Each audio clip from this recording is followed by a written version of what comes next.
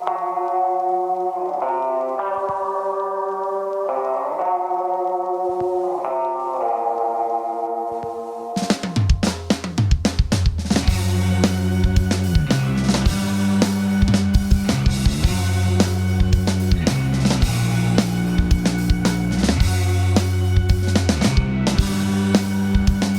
and welcome to Bury Our Bones with Cinema, the podcast that lives, breathes and dies both classic movies and the films that you wish were scrubbed from existence. In today's episode, we take a hopeful look at some of those very movies. Those movies that give us a beacon of hope in the form of some good movie casting. So set the recliner just so, grab a blanket to hide beneath when things get too much, and bring with you a bowl of popcorn that can also be used to throw at the screen when we just cannot take it anymore. That's right, it's time to bury our bones with cinema.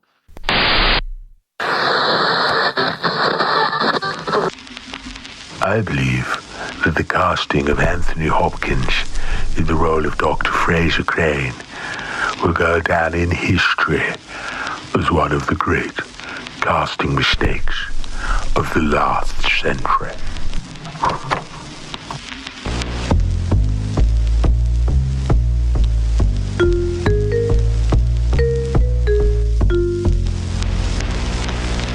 Who do we have on line one, Roz? On line one, we have Bill from Buffalo. He's just not feeling himself. Well, hello, Bill.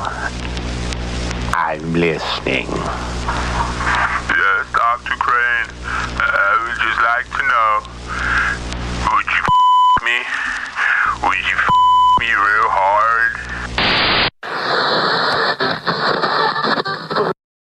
As we have just mentioned in that intro, we are going to be looking at some good movie casting into what are unfortunately, some quite terrible movies. Now, what we mean by this is basically, those standout roles in some cases, or even those roles that are often overlooked because those movies are so bad. Sometimes there can be, as I said before, a little beacon of hope in a bad movie, especially if there's going to be a sequel or if it's part of a franchise, that actually one person or a number of people are actually cast quite well in those movies. So I'm going to start off with an honourable mention, and again, this is a very, very, bad movie. It's David Harbour as Hellboy in the Hellboy reboot. Now, obviously, we started out with some genius movie casting with Ron Perlman playing Hellboy in the 2004 iteration by Guillermo del Toro. And that was some ingenious casting there, Ron Perlman. I mean, the jawline alone looks like Hellboy, doesn't it? And unfortunately, we never got a proper send-off to that story. We never got a finish to that trilogy, and it could have quite easily been that. Unfortunately, we just have to sit back with just those two films, Hellboy and Hellboy 2, The Golden Army. And so when they come along and rebooted it I'm not really sure why they rebooted it, in all honesty, because it wasn't as if it needed a reboot. Often when there's a reboot for a franchise, it's because the former iteration has soured the taste, and I don't think it done that with Golden Army. I don't think it's quite as good as the original, but I think it was a pretty strong follow-up. But for some reason, they decided to go along and reboot it and recast entirely the character of Hellboy. Now, I think they done well with David Harbour. I think he's a good addition to the Hellboy casting. Yes, it's not going to be quite as good as Ron Perlman, because I think he fit that role so well. However, it wasn't like the rest of the movie where we were looking at it going, what on earth is this drivel? It was terrible. It didn't have any of the same cult status or following that the first or the second movie had. None of the same, writing ability or the same character approach, it just felt very haphazard. It was, again, we often talk about this, but it felt very much like just a money cash grab. And they could have made so much more money if they'd have just decided to spend a little bit more time and finish that trilogy. I'm not sure if Guillermo del Toro wanted to come along and finish that trilogy. I'm pretty sure Ron Perlman did. I think he was a little bit aggrieved when he wasn't cast as Hellboy in that movie. I think probably, he dodged a massive bullet there. But there is a point where you go, why did you recast? Okay, as I've said, it's a good casting, but why would you ruin all the effort and the work that the previous two movies have gone by disregarding everything?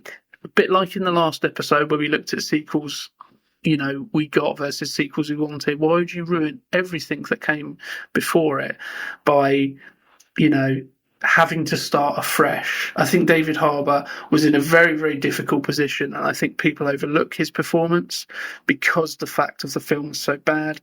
And unfortunately, I don't think we're going to see a return to Hellboy for a while. And if it is, then we are going to have to go back to Ron Perlman. But Ron Perlman, I think, is in his late 60s, early 70s, so it's how much can Ron Perlman do? So unfortunately, we're now looking at that point where it's going to have to be a reboot again. And I think sour tastes have been left in the mouth of the fans, unfortunately.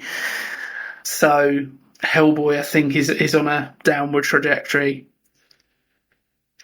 But one of the main examples that I want to look at today is, and this is going to be a little bit controversial because I know a lot of people hate this movie, as we will go into when we get into it. But if we look at the film Batman and Robin, the Joel Schumacher, killing of the Batman franchise for the foreseeable future of the time, I actually think that George Clooney could have been and should have been a fantastic Batman. I think there are elements in that film where it's almost there. I think with a little bit of better direction, or maybe not better direction, because Joel Schumacher is a credible and good director. I think he just misunderstood what fans wanted from Batman at that time. With a slightly different direction, with better writing and a better script, we could be talking about George Clooney in the same breath as we talk about Michael Keaton, maybe even in better, speaking as we do of Christian Bale. I think we speak more about how the Dark Knight trilogy was a fantastic trilogy. Don't often speak about how good Christian Bale is in that. He is good, but he's not quite to the level of, say, Keaton. I think George Clooney was a good piece of casting in that movie. He had a lot. He was running uphill for the majority of that movie with that script, with that approach to comic book movies. It was very much took all of the elements of the 60s TV show and put it into an environment where we didn't want to see that as an audience. We wanted to see more grit and more realism, I think, by that point in our Batman films. I think Tim Burton kicked it off with Batman in 1989, and then with Batman Returns, he followed it up. There were still elements of that camp nature, and there were still elements of that over-the-top comic book-esque stylistic choices, but it didn't get to a point where it was treating the audience like we were a bit silly. We were treated in those latter Batman Forever and Batman and Robin. We were treated with a little bit, we were treated as if, we were a lesser community, comic book fans, people looked down their noses a little bit in those two movies, or at least that's how it felt. So we're going to get into a little bit more as to why I think Clooney is a good Batman later on, but let's just go through, the facts and the figures of Batman and Robin. So it was released on June 20th, 1997 in the United States. a couple of years after Batman Forever. So we were still fresh with Batman iterations. It wasn't a case of, like it was with Batman Begins, the distance between Batman and Robin and Batman Begins. There were, only a couple of years difference.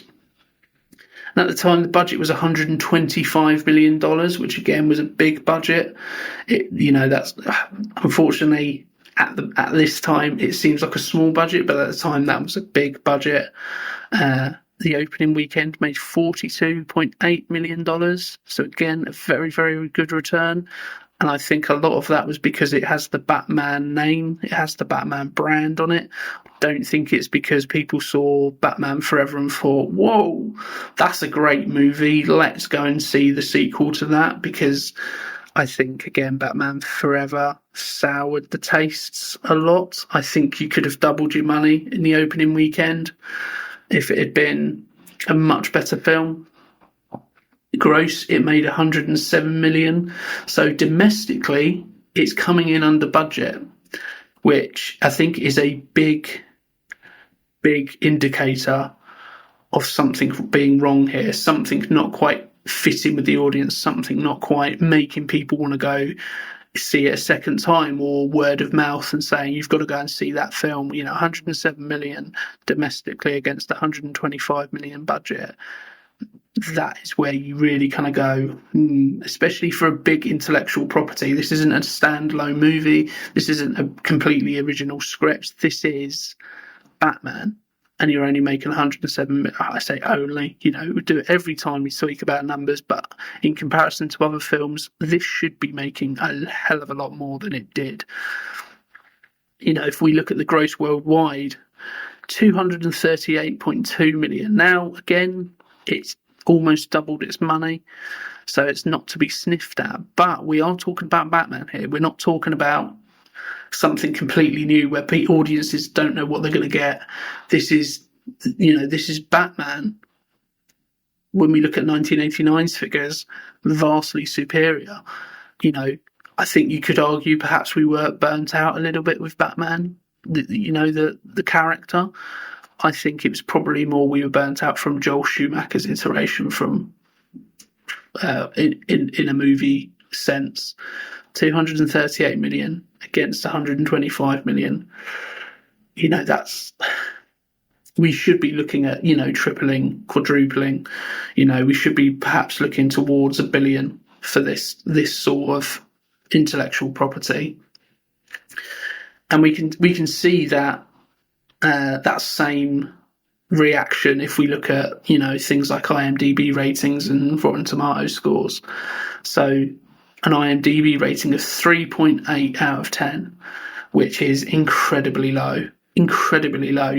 Sometimes when you get a movie which is a little bit below par, isn't very good, you're looking at high fives, low sixes for meh kind of films. But 3.8 for a big intellectual property like Batman just tells you how much audiences dislike this. If we go along to those Rotten Tomatoes scores, we're looking at 16% audience score. That is, again, incredibly low. And, we can look at critic scores and things like that, but I think in the context of something like a comic book movie, ultimately you have to, in some regard, pander to your audience, because they're the ones who are going to be spending the money. They're the ones who are going to keep coming back. They're going to be the ones buying merchandise, etc., etc. We talk about movie executives and only thinking about the money, but there has to be at some point where they go, if we make a good film, surely that is going to equal dollars. In this instance, I think it's clear that yes, they made money, but they could have made so much more. Yes, and they could have really, really put this out. And I think George Clooney, he deserved a lot better. He deserved a good script. He deserved a much more focused direction. Again, I'm not going to say bad direction, because we know Joel Schumacher, when he's done things like The Lost Boys, we know he can do good movies. But for some reason, he just didn't gel particularly well with a Batman property. So looking at the film crew, as I say, we have Joel Schumacher directing. You know, the writers, obviously we've got Bob Kane, who created those Batman characters, but the script itself was written by Akiva Goldsman. It was produced by Peter McGregor Scott. The composer was Elliot Goldenthal. The cinematographer was Stephen Goldblatt. Editors were Mark Stevens and Dennis Verklar. Casting director Mally Finn, and production designer Barbara Ling. So some relatively unknowns, you know, just by their name. We probably know their other work, but just by their name, there's not a lot apart from Joel Schumacher. There's not many people there that we're looking at and going, yes, I know that person.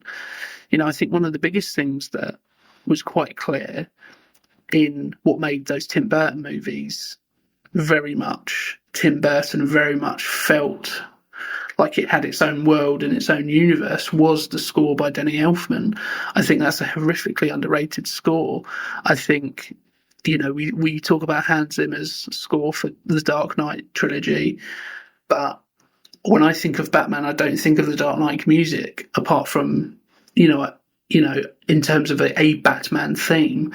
I think of the Danny Elfman, dun, dun, dun, dun, dun, dun. You know, I hear that and I think, 100% I'm in that universe. So again, perhaps this is why certain elements of the film weren't particularly great, because, you know, these people we may not have been used to working on those comic book movies. If we look at the cast, we've got a good cast here. You know, we have George Clooney, as mentioned earlier, as Batman, and, you know, Bruce Wayne respectively. We have Chris O'Donnell playing Robin, Dick Grayson. We have Uma Thurman playing Poison Ivy. We have Alicia Silverstone playing Batgirl, Barbara Wilson. We have a returning Michael Gough playing Alfred Pennyworth. We have Pat Hingle playing Commissioner Gordon. We have John Glover playing Dr. Jason Woodrow. Elle Macpherson, Julie Madison. Vivian A. Fox as Mrs. Behaven. And Validia Kursborn as Nora Freeze. And obviously, probably the biggest name, Arnold Schwarzenegger as Mr. Freeze, Dr. Victor Freeze. And that, I think, right there is part of the problem. When we've looked at, you know, comic book movies, and anybody who's read comic books or played any of the Batman Arkham games or knows anything about Batman, when we think of the character of Mr. Freeze, I know I certainly do not think of Arnold Schwarzenegger. Obviously I do now, because this film came out and it's part of pop culture, unfortunately. I do not think of Arnold Schwarzenegger as being Mr. Freeze. It's a very strange and odd casting. I mean, it makes sense in terms of a named person, but it doesn't really get you going and make you think he's going to play that character well. And as we can see in that script, he spends most of the time doing what Arnold Schwarzenegger kind of does in his other films, which work in those other films, but in here it doesn't really work. He makes those one-liners. He makes those, you know, little quips, and actually all that does is it just reduces his value. Doesn't really make him go, you know, this is a good bit of casting here. I think one of the things that really set George Clooney on a bad path was, unfortunately, that opening scene where we saw him, you know, essentially putting on the bat suit. I think part of the problem with that is, I mean, first of all, we've got bat nipples. Why we need to put nipples on a bat suit is, you know, perhaps one of the most egregious crimes Joel Schumacher could have foresaw. Whether or not it was Joel Schumacher's idea to do that, or whether or not it was the costume designers, that's probably up for debate. But to put that on there is a bit strange. It doesn't really make a lot of sense as to why we would have bat nipples on a bat suit. Obviously, they're probably not referred to as bat nipples, but for lack of a better term, they're bat nipples. It never really got us off on the right foot there. And one thing I do want to address is, obviously, I'm not saying George Clooney is good in this movie. He's not. But I do think he is a good casting choice.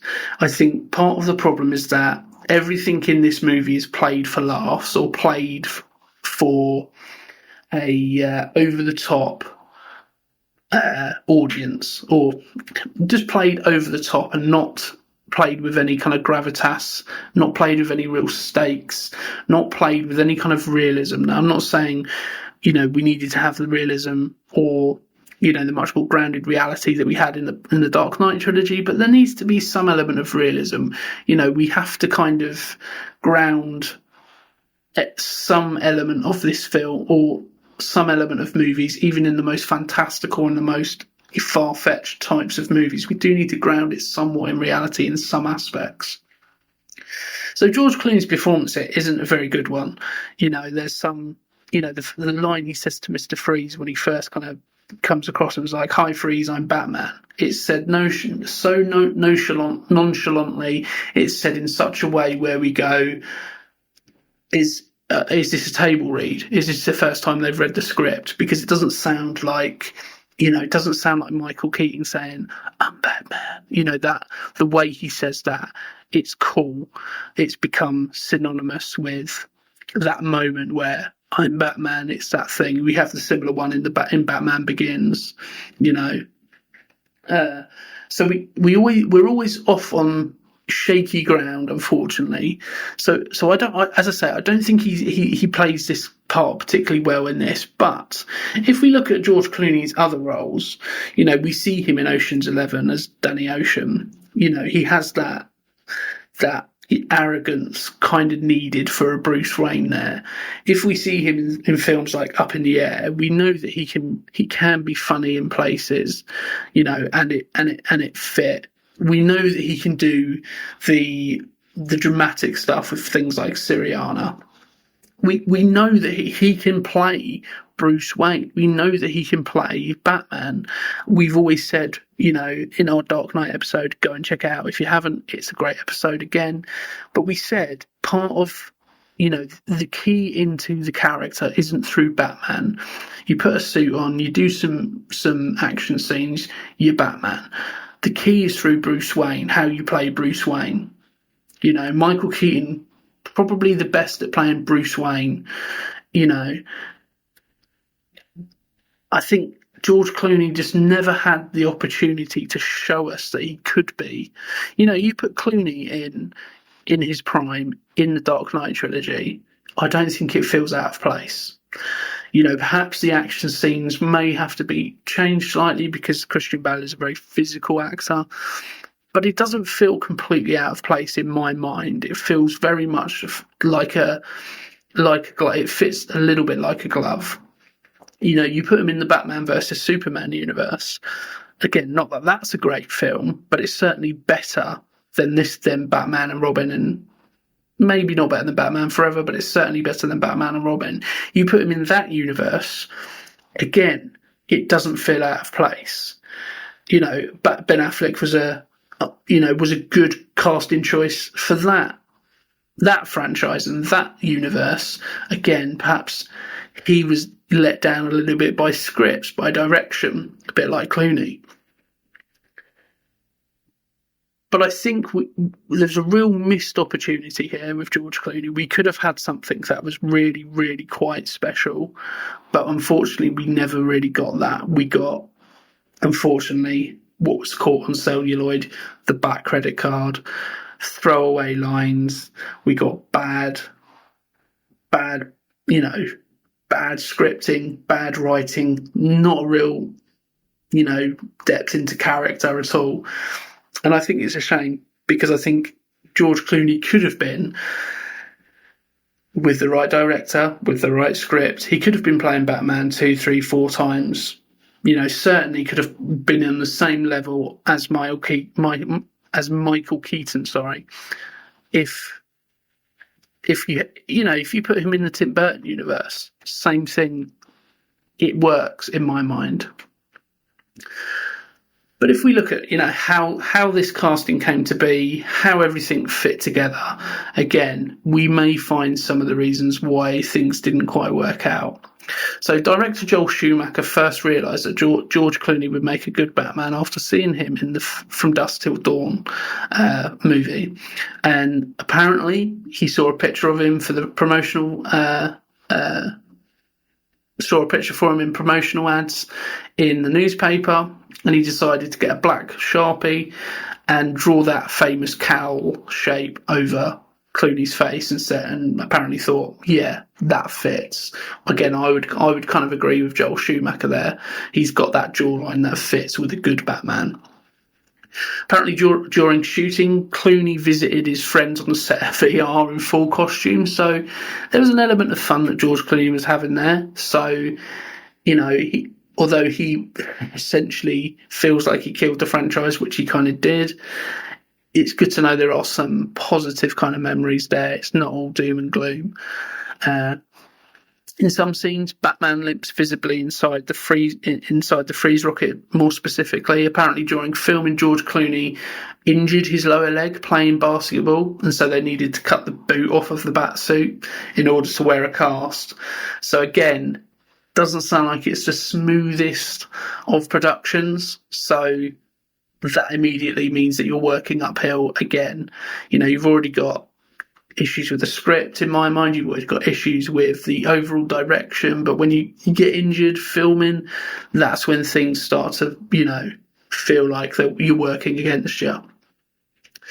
So obviously the reason why George Clooney was cast is because apparently Val Kilmer was asked if he wanted to return playing Batman again, but by his own admission, and also due to his prior commitment with the Saint, he wasn't interested. So we could have had Val Kilmer returning in Batman and Robin. Apparently, after experiencing difficulties working with Kilmer on Batman Forever, Joel Schumacher was kind of insistent anyway that he not return for the fourth film. Fortunately, Kilmer wanted to make the Saint, so there was a good reason to recast. There wasn't, didn't necessarily need to be any bad blood there, but sounds like, again, the production of Batman Forever wasn't particularly smooth either. So another name that was thrown into the ring, as well as George Clooney, was David Duchovny. Or David Duchovny. I never quite know how to say his name. Famous for playing Mulder in The X-Files. I think, again, he could have been a good Bruce Wayne.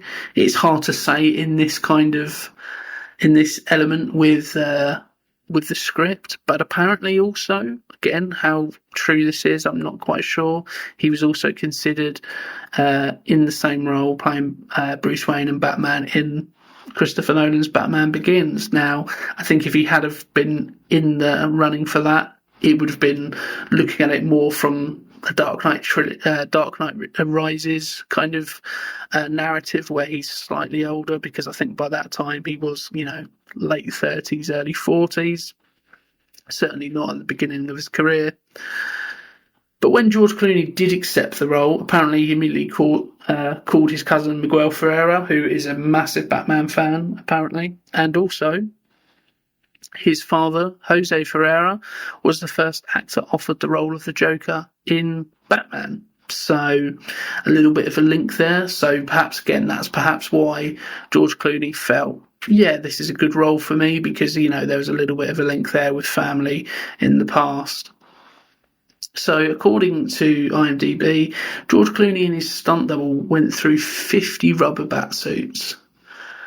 Now just take that in, 50 rubber bat suits. I mean, that bat suit is pretty terrible anyway. But 50 rubber bat suits, that's when you kind of go, what were they doing? What were they, It just seems like everything was working against him in this production. But George Clooney was apparently reported to opted out of playing the title role in the Green Hornet film around the same time. Well, there wasn't a Green Hornet film at the time, but there was talks about them doing a Green Hornet film.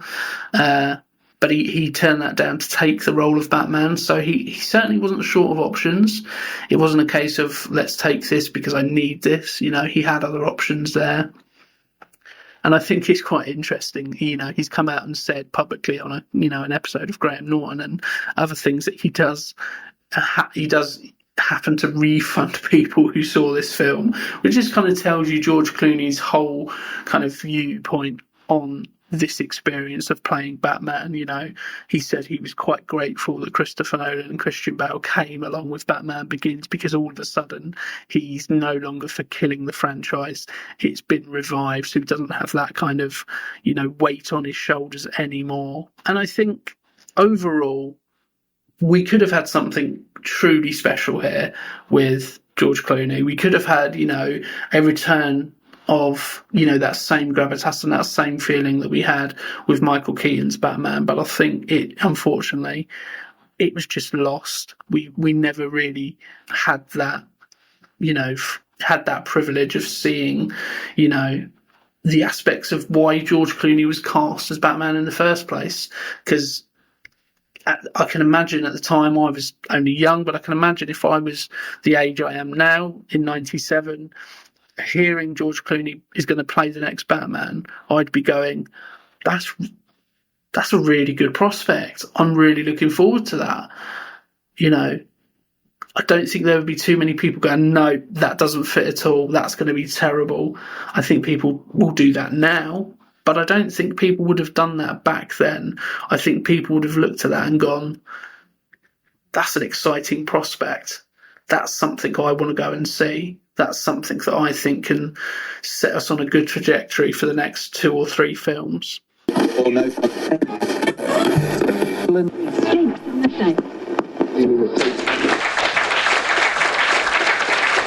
Hello and welcome back to Deal or No Deal, where before the break, Gary is hoping to find a low number in box number 6. Now, Chris, can you do the honours? We really want to see a blue. Good luck, Gary. I hope it's a low number for you.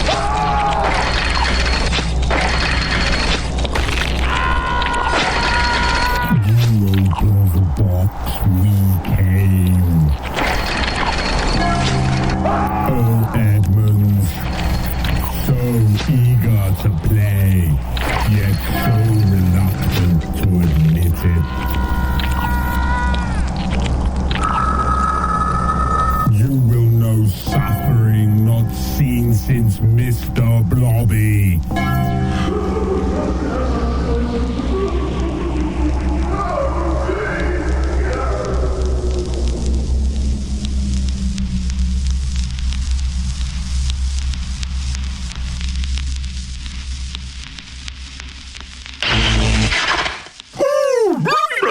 Blobby.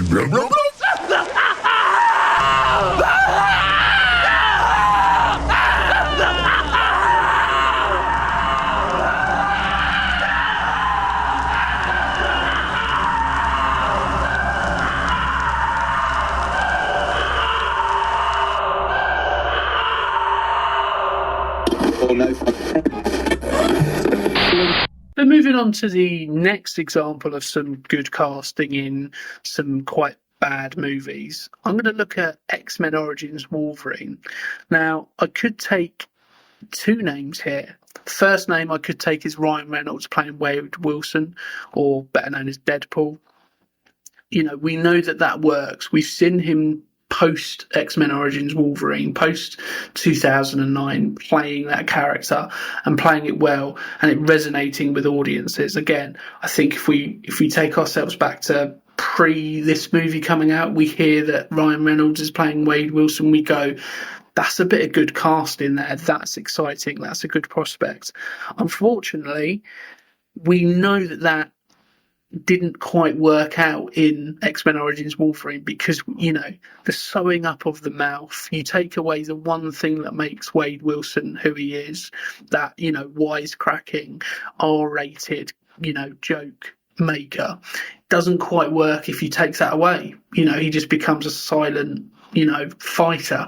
And again, that's not really why we like Deadpool. We like Deadpool because it's a little bit edgy, it's a little bit, R-rated. So, but who I am going to speak about is Liev Schreiber playing Sabretooth. Sabretooth, we'd already seen in the original X-Men series, played by Tyler Mane, and heavily made up, heavily made to look like the comic book character, which I don't think was a bad thing. Again, I don't think Tyler Mane played that character badly. I didn't think he had a lot to work with. He didn't really have, much dialogue. I don't think he had any dialogue. I think it was mainly grunts and, physical actions like nods and, all of the action sequences. But what we see here with Liev Schreiber as Sabretooth is a little bit more of a venture into that sadistic side of Sabretooth, which I didn't read the comics that much. I watched a little bit of the X-Men animated series in the 90s, which has just made a little bit of a return. Go and check it out. We see this sadistic side of Sabretooth, and I think it comes across so well because of that casting of Liev Schreiber. I think it's one of another massively missed opportunity, because with a better script, with more meat on the bone, we could see a real venture into that story and into that narrative of Wolverine and Sabretooth. We see glimpses of it. There are positive elements about this movie, but on the whole, it's very meh. It's not. I wouldn't say it's necessarily a very bad movie. I wouldn't say it's a good movie. I'd say it's just meh. It's kind of in the middle, which sometimes is almost worse than being a bad movie, because you don't really have much opinion of it. We see very early on, that, and it kind of lulls us into a false sense of security. It starts off on very good footing. We have that opening scene of the Wolverine and Sabretooth as young boys, and we see that backstory develop. And then we see them, work their way through time. So that montage of working through World War One and then World War Two, and then Vietnam and Korea and things like that. And that is a fantastic sequence, a really, really good piece of direction, really good way of showing that time passing and not just being in a montage, except I suppose it is a montage, but the way it's shot, the cinematography there from Donald McAlpine is I think is fantastic. And I think what it does is it sets you up to be, this is where we are, this is what we're doing, this is going to be a good movie. And then it never really gets back to those heights. It never really finds the same feeling as those early scenes kind of give us, and I think that's a shame, really, because I think there's so that there is so much here that could work. There's so much here. The best part about this movie is that relationship between Wolverine and Sabretooth.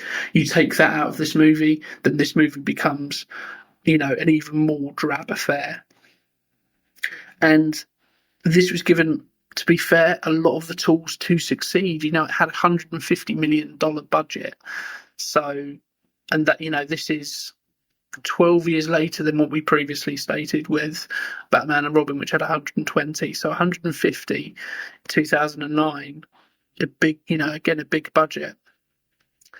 And I think because of the X-Men name, because of the Wolverine name, it made a decent amount back in its opening weekend. It made 85.05 million back in its opening weekend, which is a good start, a good good way forward.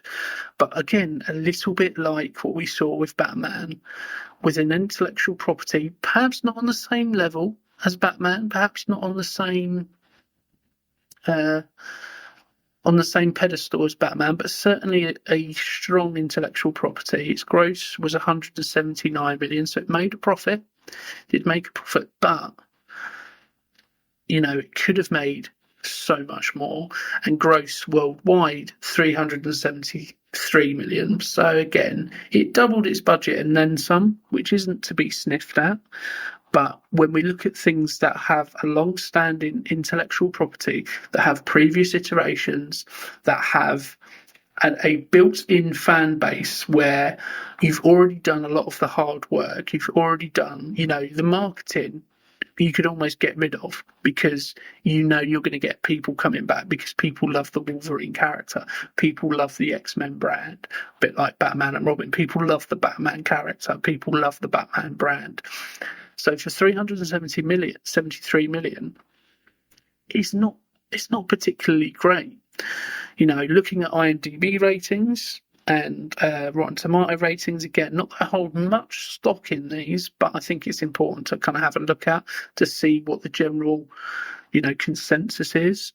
6.5 out of 10. So it's not a necessarily bad movie. It's not a necessarily great movie either. It's kind of in those kind of middle figures where we look at and go, it could be all right. It might be all right, if we're half watching or not really paying attention, or it may fill a gap, but it may not be something that we return to time and time again. And I think that's echoed in that Rotten Tomatoes audience score, 58%. So again, is it going to be something that we return to time and time again? Is it going to be that? I don't think it is.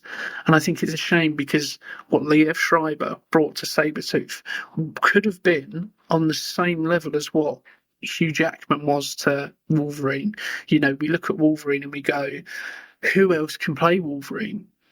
We've almost, it's become so synonymous with Hugh Jackman that we kind of go in, if we're going to recast Wolverine, you kind of have to go in a different direction. We're going to have to kind of go back to that comic book kind of origin, where he's not 6'3", and built. He's much more, he's a smaller guy, 5'6" or 7 or whatever it is, but he's like a Wolverine, he's rabid, that kind of element. So, and we could have had that with Sabretooth. We could have had somebody synonymous with that role as we have with Wolverine, and unfortunately it's a little bit of a missed opportunity here. If we look over at the film crew, so we had Gavin Hood directing, and he was directing the script that was written by David Beinhoff and Skip Woods. It was produced by Hugh Jackman, so we got to the point where Hugh Jackman was starting to produce some of these movies again, with that Wolverine character being so synonymous with him. He was also producing that with John Palermo, Lauren Shuler-Donner, and Ralph Winter. The composer was Harry Gregson Williams. Cinematographer, as I mentioned earlier, was Donald McAlpine. The editors was Nicholas Ditoff and Megan Gill. Casting directors was Christine King and Deborah Zane. So credit to them for getting Liev Schreiber to play Sabretooth. And the production designer was Barry Robinson. So we have a collection of filmmakers who know how to make films. Gavin Hood had recently directed Rendition, which is a good movie. David Beinhoff, he wrote the screenplay for the 25th Hour of Edward Norton. So people who know how to make films. So it's not as if we're working with relative unknowns. We are working with people who have a history of making, pretty decent films. If you move over to the cast now, there's some hit and miss casting here. Obviously, we've got the casting of Hugh Jackman as Logan and Wolverine, so we know that works because we've seen that in 3 previous movies. Okay, Last Stand, the less said about that, the better. But we know that he works as the casting of Wolverine. As I've mentioned, Liev Schreiber, the person we're talking about, as Victor Creed, Sabretooth. I cannot get over enough how much I think Liev Schreiber is perfect for the casting and perfect for the role of Victor Creed here. We have Danny Huston playing Stryker, which we'd seen Brian Cox play that character. I think I would have preferred to see Brian Cox return. Unfortunately, we had Danny Huston, but again, I don't think that's a bad bit of casting. I don't think it's. I think it doesn't really, tip me one way or the other. We have Dominic Monaghan playing Chris Bradley Bolt. Chris Bradley, the superhero named Bolt. Not a bad bit of casting, but again, doesn't really sway me one way or the other. Another person who I could have talked about for this section, Taylor Kitsch playing Remy LeBeau, or Gambit as we probably better know him. Again, a good bit of casting. We haven't really been able to see that Gambit character properly fleshed out like we have in the comic books, which is a shame. Have Daniel Henney playing Agent Zero, Ryan Reynolds, as I previously spoke about, playing Wade Wilson, Lynn Collins playing Kayla Silverfox, Tim Peacock as a young Scott Summers, Kevin Durand as Fred Dukes. He's quite funny in this. I think it's a little bit silly because of the bodysuit he had to wear, but not too bad casting. We also have Julia Blake playing Heather Hudson, but perhaps the worst piece of casting in this is will.i.am playing John Wraith. I have no idea what they were thinking, other than at the time will.i.am in music conversations was perhaps a big name, so let's put him in there, try and get some more bums in seats. It's stunt casting 101. I don't understand it, and I think the less said about him, the better. But again, that kind of points towards it not being a particularly well thought out movie. It was more, unfortunately, same old thing time and time again. Cash grab. I think one of the scenes that I think really kind of sticks out as showing Liev Schreiber in all of his glory is that opening sequence and that scene where we see the montage and going through time and them fighting side by side in various wars across, about 100 years or so. I think another good scene is that first fight scene between Wolverine and Victor Creed, or Sabretooth. I think that little bit in the bar where he's tapping his long, very sharp, gritted, I would say fingernails, but they're more like talons on the bar, and the way he pretty much is pushing the buttons of Wolverine. He knows exactly what he needs to say. He knows exactly what he needs to do. That I think is the first kind of step. Again, with that understanding of what he's done to Hugh Jackman's love interest at that point, the fact that we see that, we know that Victor Creed in this particular iteration is quite sadistic, and I like that side of it. Again, I like having dark characters in comic book movies, because they can be very much fantastical. It can be very much aimed at a more family-orientated audience. So when we see elements of dark themes and, dark sadistic things, that kind of makes me go, this is more interesting. It was almost the first kind of steps into that rated R territory that we ended up seeing with Logan that works so well. That is a fantastic film that I would probably say that is one of, if not, I'm not going to say, no, actually, I think it's one of. I think The Dark Knight is perhaps the best comic book movie, but I think Logan is definitely a top 3, top 5 comic book movie. And I think Liev Schreiber's performance took us a step forward into that rated R territory, into that dark those dark themes and those dark subject matters that actually were really, really important for showing, the torment that Logan would go through. So if we look at, some facts about how Liev Schreiber came to be cast in this role, he was originally considered for the role of William Stryker, which was played by Danny Huston in this particular iteration. But apparently he requested himself the role of Victor Creed as he found it more interesting. And I think, again, that kind of shows, we were getting to the point where rather than casting what I would call action stars in comic book movies, we were starting to get, and I think it started with the Dark Knight trilogy, but we were starting to get actors cast in those roles. Now, what I mean by that is we're getting people who would look at a script and really approach it from an acting kind of perspective. They would look at characters' motivation. They would look at, what can I do with the character? What is the backstory of this character, rather than it just simply being, okay, this is an action role. This is something that there isn't a lot of meat on the bone. It's more about the set pieces and the spectacle of it all. I think this was a good step forward and another step into that direction of casting, great, phenomenal actors in comic book roles that gave comic book movies a more of a sense of credibility. It was interesting because although I say that, the production kind of shows you where comic book movies were at the time still. So he was given a muscle suit to wear for his role as Victor Creed.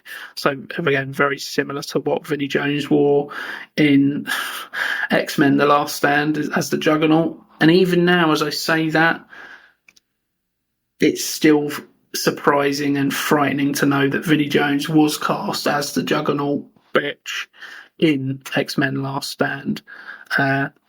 But yeah, so they gave him a bodysuit, Liev Schreiber, to, obviously trying to compete with that physique that Hugh Jackman brought along to the Wolverine character.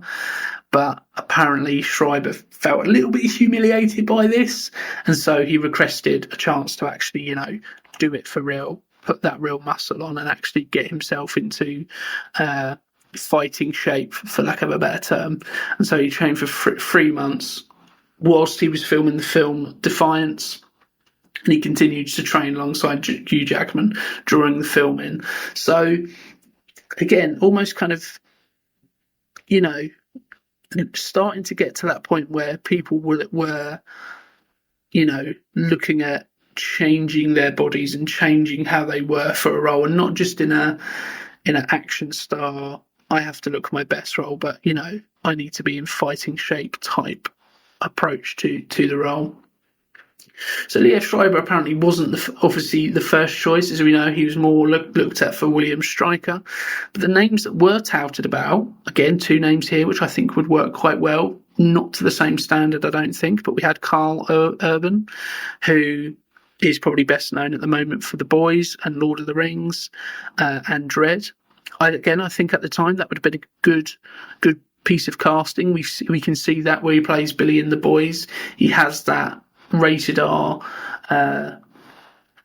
or can have that rated R approach to a character, and has a similar kind of look to Wolverine in that show. Again, go and check that out if you haven't already. I think it's a great show. Another name that was touted about for it was Gerard Butler. So we could have had a slightly weird Scottish American hybrid there, but I don't think that would have been too bad a piece of casting. I think that would, unfortunately, probably off of the back of the 300 fame, which obviously very stylistically quite good in that, but I'm not going to exactly say it would have brought the same elements that I like about Liev Schreiber's performance in this particular role. So I mentioned Tyler Mane earlier, who did play Sabretooth in X-Men, and apparently he requested to, return to the role and, play Victor Creed in this particular performance. But as we know, he was turned down by the filmmakers because they wanted, a younger actor for this movie. So they obviously went in the direction of Liev Schreiber, and he describes Sabretooth as the most monstrous role that he's played. And I think that's kind of what I was getting at earlier, where we said he's sadistic, he's dark, he's animalistic in his motivations. He's all the time looking to compete with Wolverine, trying to prove to Wolverine that there is this inner demon in him that he just needs to let out. That's a bit of a theme of the movie, and I think a good crux and a good point of conflict in that relationship between Wolverine. So we spoke a little bit about how he prepared for the role in terms of his fitness, but also he studied to be a fight choreographer and wanted to be a dancer like Hugh Jackman, so he enjoyed developing and filming the Logan and Victor Creed fights. And another little tidbit is that as a child, Liev Schreiber actually was invested and did like the Wolverine comics because of their unique urban sensibility. He said in the past.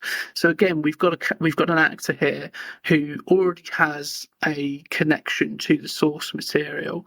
So you often find, not always, there are some exceptions, but you often find the best castings usually come from a point where the actor or the performers have a connection to that source material, and they kind of really do want to, do those characters and do that source material justice.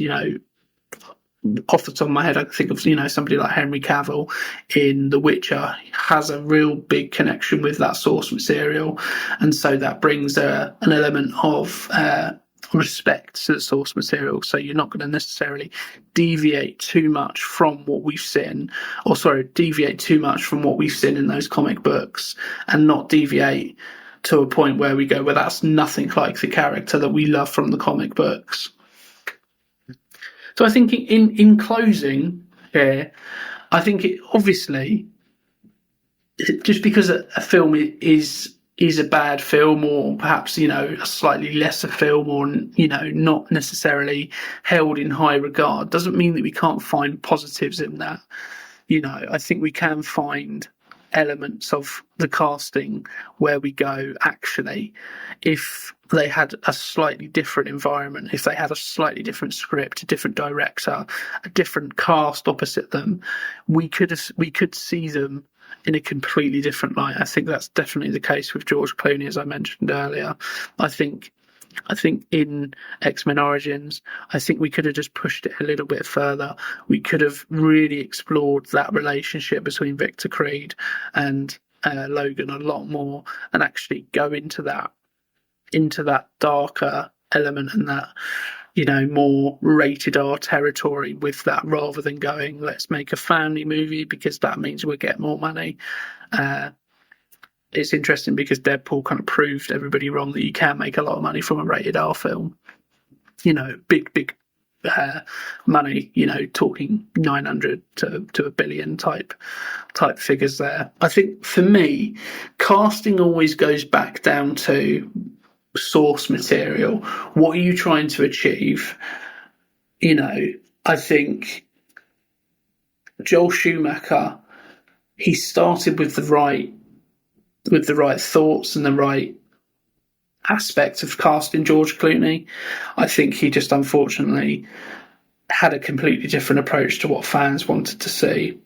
I think the same could be said here with Gavin Hood. We could have had such a more interesting film than what we got, which was unfortunately very meh. Wasn't really one thing or the other. It was a bit forgettable, which is probably the worst thing you can say about a film. Coming out and going, I can't really remember that much about it. You may remember the odd thing or two. Can't really remember that much.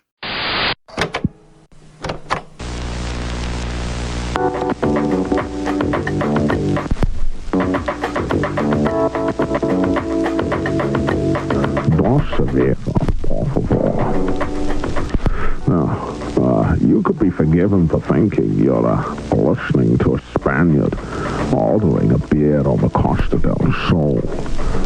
You could almost feel the sun beating down on his bullfighting cape. But what you were actually listening to was me, Sean Connery, displaying just one of the many accents that you too can master at the Sean Connery Dialect School for Actors. Now let me transport you to a Cold War era Russian submarine with flawless Russian dialect. This is my boat now, Captain Phillips. That was magic. You can learn this and many more at the Sean Connery Dialect School for Actors. Here end of the lesson.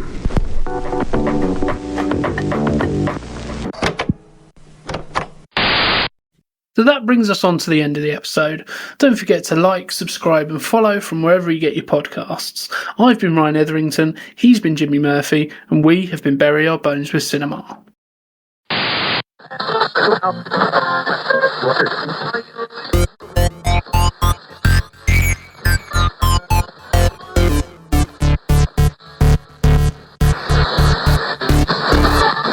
And it will be a one-button job.